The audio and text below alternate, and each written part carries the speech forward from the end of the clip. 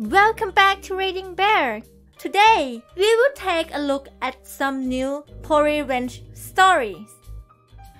And if you enjoyed my content, please don't forget to subscribe to my channel and post some bear emojis in the comments.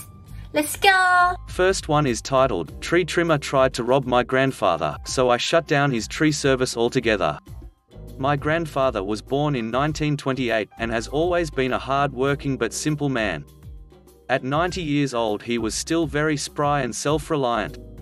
He could clean for himself and cook for himself, but only simple meals. So, he lived with my wife and our children to ensure his diet was balanced and to have company, as well as someone to take him to appointments. Being fresh out of college, we couldn't buy the house ourselves, so my mum owned it and we took care of it. There was a dead tree in the side yard that we planned to take care of before the end of the summer. It just wasn't a high priority. That's what caught the attention of this sleazy tree trimmer who was doing door-to-door services. He knocked on our door and offered to take care of the tree, cut it down and haul away all the wood. I had the initial reaction to decline. I didn't know this guy, or his work. I also hadn't spoken to the owner of the property to see how she wanted to take care of it. My grandfather, always eager to help, joined me at the door and asked what was going on. Despite my objections, he immediately agreed with this random guy, and paid in full for him to cut down the tree and remove everything. After about an hour and a half, the guy knocks on the door again to tell us he'll need help to haul away, so he will be back to clean up the mess tomorrow. I wasn't happy, but fine. By this point I've already told my mother what's going on, and called her back to update. For 3 days, we didn't see hide or hair of the guy, the grass growing as it does in early summer under the complete disaster of wood chunks he left behind. It looked like the tree had exploded, the pieces too big for me to move and store on my own. Also, he had already been paid to finish the job. My mum and I were on the phone every day, discussing what we should do. The thing is, the guy foolishly gave me his card with his company's Facebook page, and I was just itching to use the information. My mum was finally able to get a hold of him, and he gave every excuse about not being able to make it back. He agreed to be there the next day, but didn't show up. He promised again, and again a no-show. Then he started to ignore my mother as well as my calls, so my mum had had enough. She told me to handle it. And boy did I got on FB, immediately searched his page, and took some screenshots.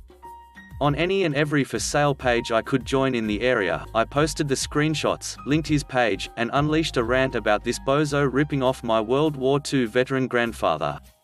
The flood of righteous anger was almost immediate. Lots of people even offered to come finish the job for free as a favor to my grandfather.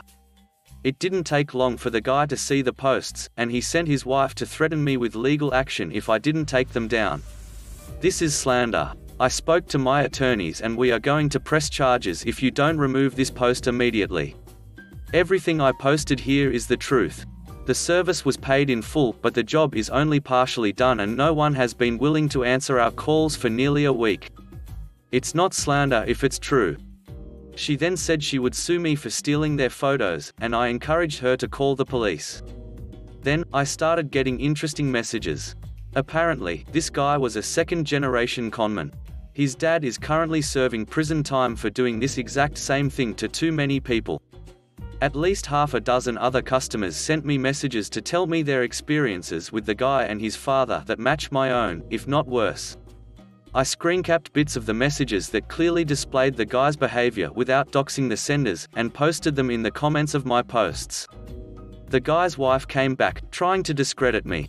She demanded to know who let the old man pay for a tree he didn't own. She tried to turn it around like I took advantage of my grandpa and now I'm trying to pin it on someone else.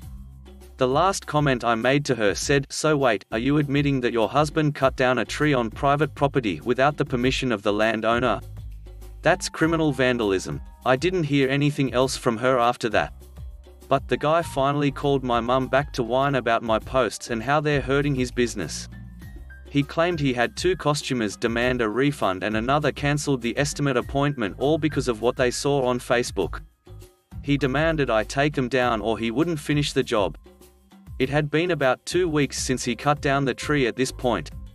My mother informed him that would be a breach of contract and he's already been paid to finish the job. She agreed she would have me take the posts down when the job was finished. He showed up the next day with everything he needed, but told my mother he didn't want to see me, so she had to be on the property to meet him. We'll see. About halfway through, Mum had to leave and asked me to stay outside and watch him. But of course mother. The tree was a bit downhill from the front door, so I stood on the stoop with my arms crossed like a damned overseer, watching this idiot begrudgingly finish the job he had started so long ago. It was funny to watch him get tangled in the tall grass. At one point he tripped and got so angry, he tried to kick the grass and fell on his bum. He finished up without a word to any of us, and had all his stuff packed when he turned to snap a photo of the now empty area. Later, I found that photo on his page with the caption, "Finished the job for the World War II veteran." Apparently, people had been watching his page with interest, and when he made a post that implied disrespect toward a 90-year-old veteran, the whole of angry white ladies on FB let him have it. By the next morning, the caption was gone, but the photo remained. I did take my posts down, still feeling victorious. Out of curiosity the next year, I searched his page again and saw they had not posted since that photo. The page had been active for about 4 years, and now it was completely silent. From what I heard, no one has been willing to hire him since. Next one is titled, "Won't move your patrol car to let the ambulance out, I'll let your sergeant deal with you." This happened around 4th of July, there was a small fender bender and emergency services get called out. My towing company sends me out by accident, not realizing the flatbed at the scene could tow both vehicles. There was 1 ambulance and 5 police cruisers, 3 cruisers blocking the road, 1 directing traffic, and then the a-hole who showed up after the scene was secured. A hole felt the need to park his cruiser crossway diagonally in front of the ambulance. Not necessarily blocking the path, but if anyone has driven an ambulance they are a pain to reverse around obstacles. The EMTs asked the a-hole to move his cruiser and he literally said, "When I'm ready," and resumes chatting with the cop directing traffic. Another cruiser shows up and it's a sergeant who knew me and the company I work for. He goes off to deal with the scene and the EMTs rush to him to talk to him about moving the cruiser. I see he's stomping in my direction and then walks to the cruiser, and the door was locked. He called for the cop that pulled in front and he either didn't respond, ignore, or wasn't aware his superior was there. He looked upset, he reached for the radio, but then he looked at me and asked what my drop fee was. 5 minutes go by and he waves to me to get the cruiser, so I line up and sting it and dragged it out of the way, and the ambulance drivers waved and left the area. He told me to keep the cruiser hooked because he wanted to teach a hole a lesson. He walked over to the cop directing traffic and the a-hole and alerted him that he was getting towed. He rushed back and demanded I put the car down and that it's not a funny joke. But I reminded him that all tows are fair in the county if the car is illegally parked. He looked at the sergeant and the sergeant reminded him that the ordinance extends to emergency vehicles. Had to look this up, it's not. He tried to negotiate to 40, but my drop fee is 100. He hesitates but he pulls 5 20s from his wallet and I put his cruiser down. He got in his cruiser and he didn't look too happy as he pulled away. The sergeant busts out laughing and said, "That kid needed that." He told me he's only been on the force less than a few weeks and that he was acting like he ran the place, as if he was the sergeant. We shook hands, talked about work and Hot Wheels, and off I went $100 richer. Next one is titled, "How I Got Our Translator Fired." I was working a job that had me operating in 1-hour offices overseas. We would have business expenses, and those receipts would be in the language of the country we were in, obviously. Those expenses were for things like printer ink, office equipment, cleaning services, marketing costs, all pretty standard stuff. Well, around this time we got a new VP over our region who worked out of head office in LA. This VP came up with this brilliant idea to hire a translator to translate all of receipts to make sure we weren't sneaking in BS. Fair enough, however the issue that arose was that we had to send our expenses to the translator who would translate the receipt then submit for reimbursement. The problem was this translator was a real Karen type. She would demand better scans of the receipts, oftentimes after we had already thrown it away. She would argue if we really got the best deal on whatever we bought. I remember in one transaction on about $200 of ink cartridges she asked me why I didn't order online from this common website. To which I said they were out of stock at the time, and we needed the ink, so we bought from a local store. To which she said I was spending too much money, to which I said it's none of your concern, your job is to translate the receipt, to which she said if I want her to submit my expenses I need to be nice to her. To which I said she needs to learn her place, she's a translator not a VP that gets to instruct me what to do. After this encounter she started being extra anal with my expenses, so one day I came in the office early to call her and try and work things out. She basically told me that I screwed up by upsetting her, and she expected my expense reports to be perfect or she wouldn't submit them unless they were. I told her if she keeps this up she won't have a job much longer. She laughed and wished me well and hung up. A few months later we had our annual meeting in LA, and after the meeting we were at a bar and I walked up to our VP and started up a conversation. I steered the conversation to expenses and I asked him how much in monthly expenses did he typically reimburse us for in the country we worked out of. He said about $3,000 to $4,000. I acted surprised and asked, "Is that all?" He goes, "Yay." To clarify, that $3,000 to $4,000 is the typical spend, and he says yay, it rarely gets above $4,000.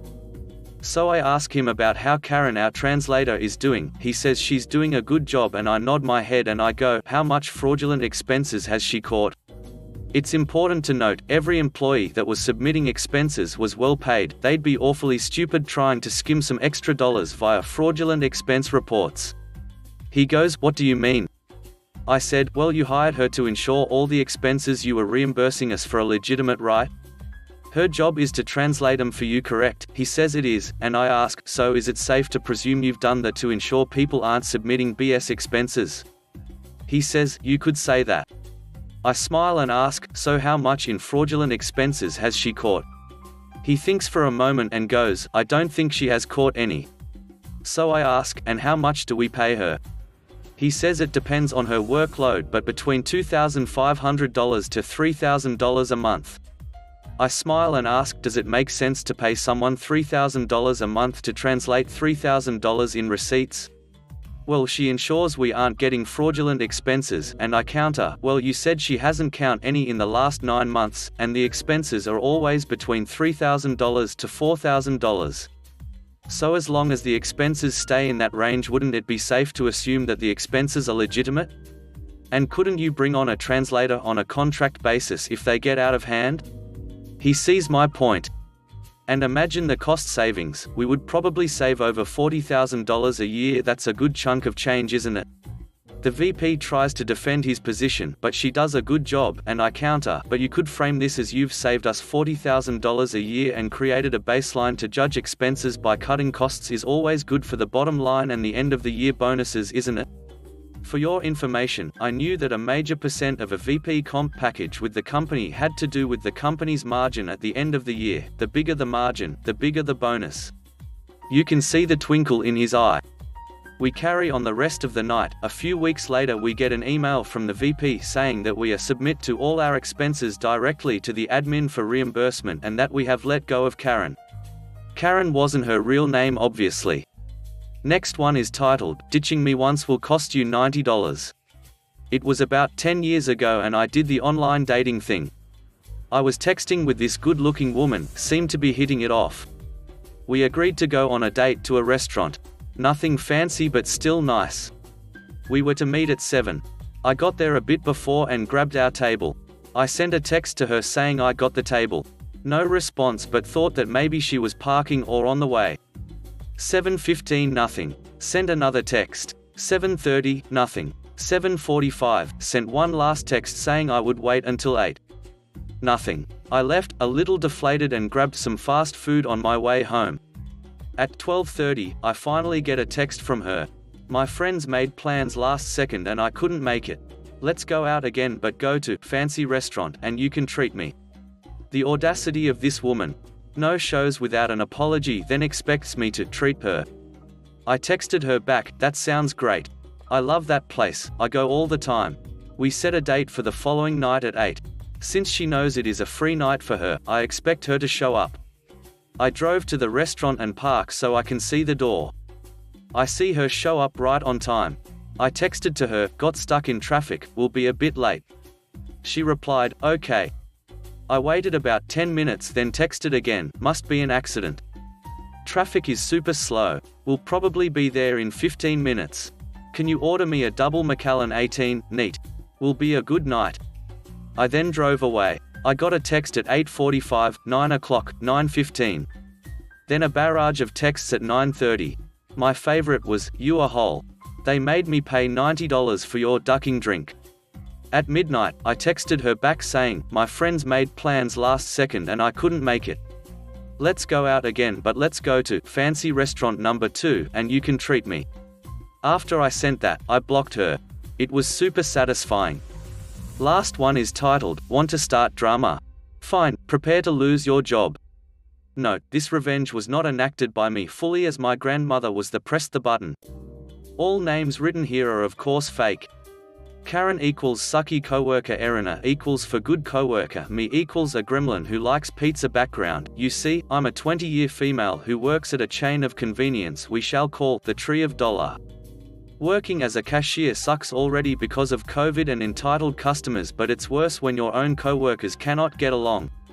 Karen had just been working there at the store for perhaps only around 3 months, yet during the time she had already been promoted to key holder.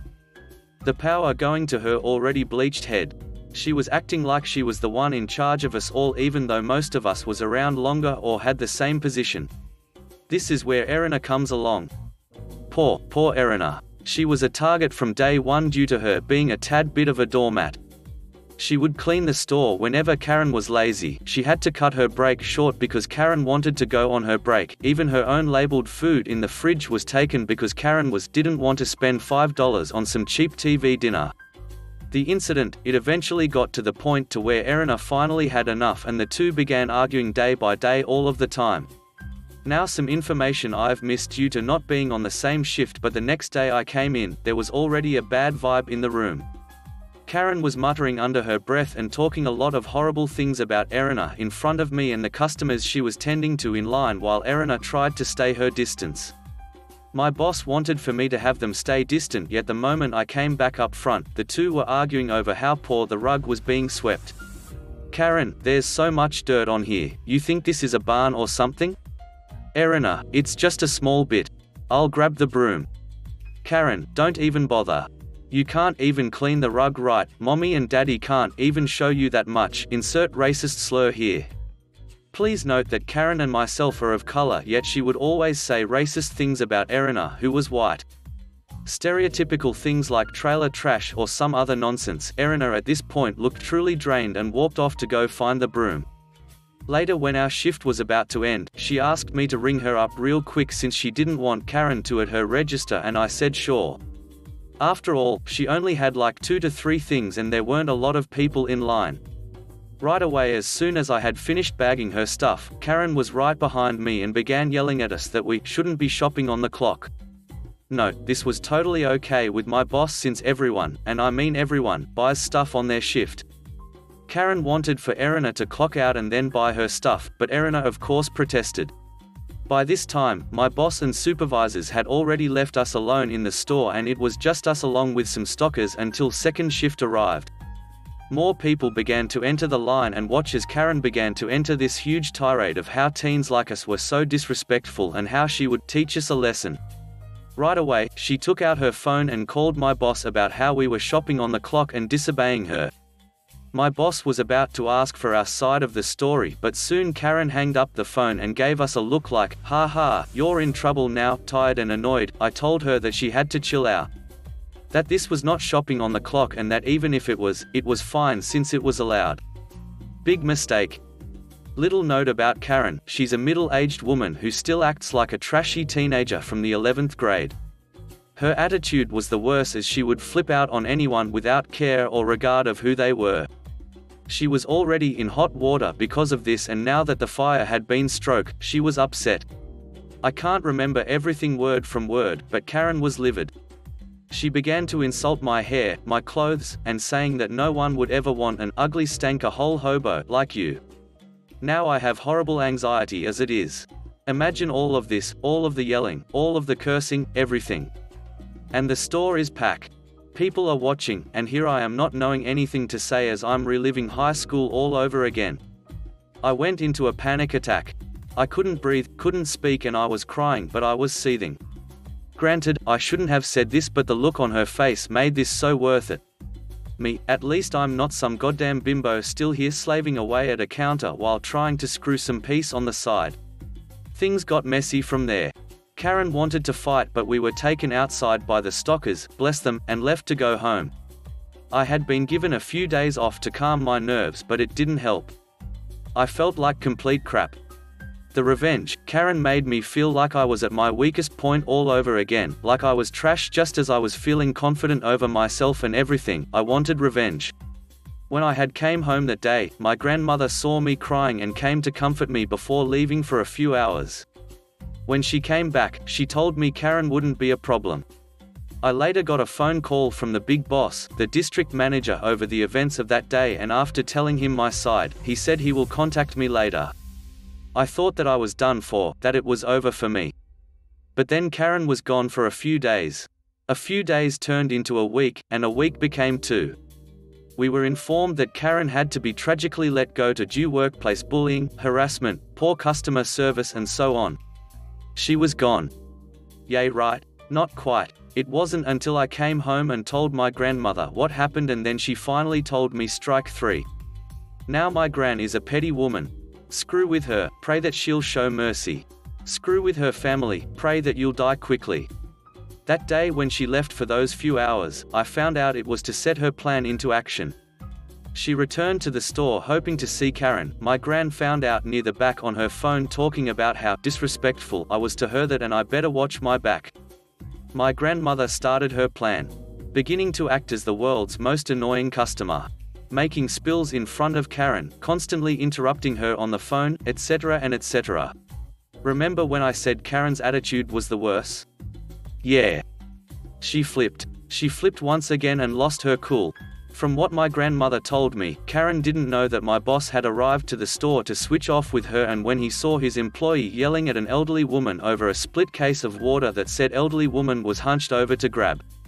It was the nail in the coffin. Karen was gone. I originally wasn't going to post this due to it being so long along last year, like October, and unfortunately, Erina left the job due to it stressing her out too much. From what I hear, she's doing better now, free from the terror of Karen. As for Karen, she is the reason I am now posting today. She came to the store and, judging by her surprised face, she didn't think I was still around. But I was. My coworker was outside on her smoke break when Karen stormed outside and proceeded and vent to my confused coworker. Now, judging by her yelling, she was talking about me, obviously lot of, I can't believe that have someone like here still working here. And, I don't like liars, she's a ducking liar getting me fired, and, she stinks and she's so ducking ugly. Other than the personal shots to my appearance, thanks for that Karen, I took a lot of pleasure seeing her. This upset her at seeing me. It brought me even better joy when I went to lock the doors and flipped her off away from the camera's view, smiling and all. Karen, if you ever see or read this, just know, you're a ducking idiot. I hope you enjoyed this, and thank you for letting me get this off of my chest and bearing with me for this story. It feels hella good after such a long time. Thanks for listening.